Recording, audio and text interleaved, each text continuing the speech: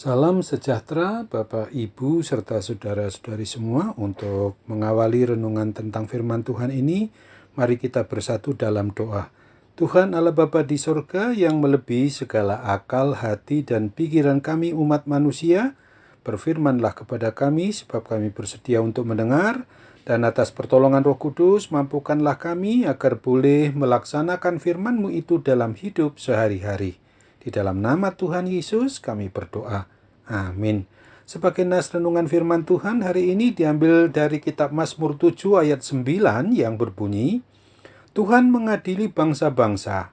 Hakimilah aku, Tuhan, apakah aku benar dan apakah aku tulus ikhlas? Sebagai tema yang diangkat dari nas renungan kita adalah rahasia kasih pengadilan dan penghakiman Allah Bapa kita. Apa yang diungkapkan oleh si pemazmur dalam nas renungan firman Tuhan hari ini menyangkut 3 hal yang berkaitan dengan dosa yang diperbuat oleh manusia, murka dan atau kemarahan Tuhan pencipta dan pemelihara hidup dan mati kita umatnya, dan penghukuman atas diri kita akibat dosa kesalahan kita itu. Si pemazmur di sini mengalami adanya penderitaan adalah akibat musuh-musuhnya. Ia lantas mengaitkannya dengan adanya kemungkinan dosa yang telah diperbuat olehnya.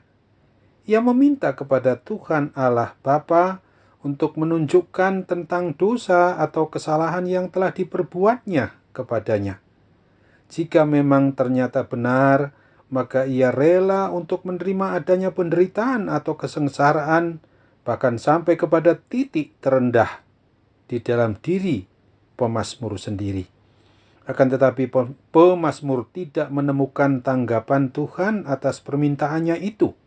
Tuhan tidak mengiyakan, dan juga Tuhan tidak menjawab tidak atas permohonan si pemazmur.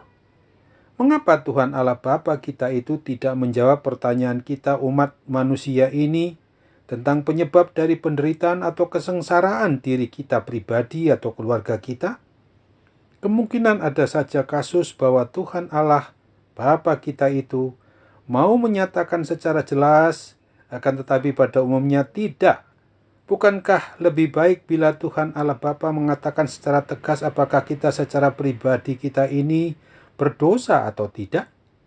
Itulah yang disebut misteri atau rahasia dari Tuhan Allah Bapa kita, pencipta dan pemelihara dan sang pemilik atas diri kita ini.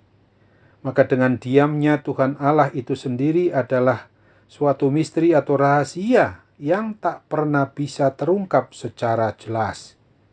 Misteri atau rahasia itu baik dalam arti justru menjadi bahan refleksi dan pemicu adanya pertumbuhan iman percaya bagi kita secara pribadi atau keluarga kita umatnya yang masih ada dan berada di dunia ini.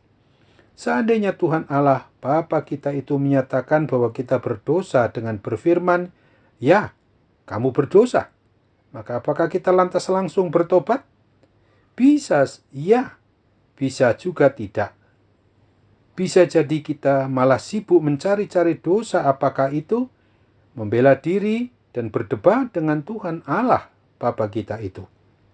Kemungkinan lain, kita malah jatuh lebih dalam lagi ke dalam perasaan bersalah, semakin terpuruk dan tidak bangkit-bangkit.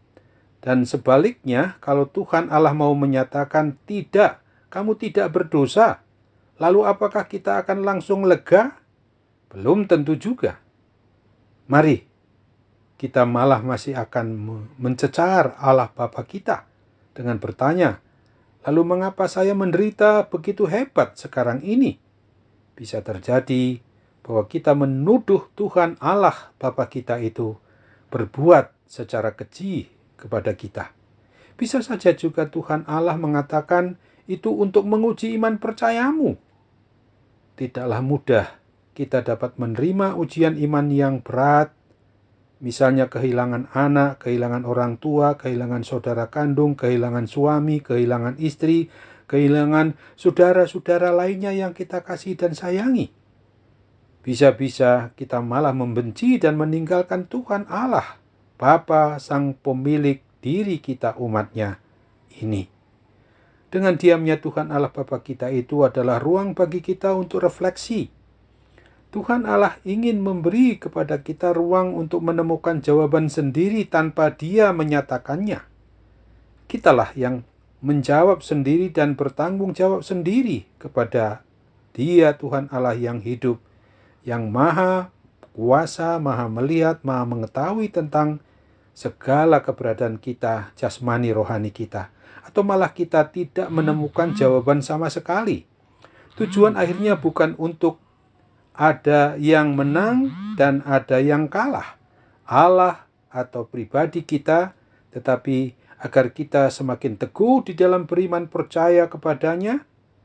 Apapun kejadiannya, apapun pengalaman hidup kita, baik atau buruk, di tangan Tuhan Allah Bapa kita itu dapat menjadi sarana atau alat untuk membentuk diri kita ini sendiri. Ingatlah akan Roma 14 ayat 8.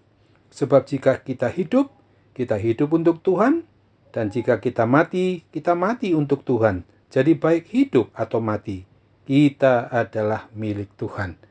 Amin. Mari kita kembali bersatu dalam doa.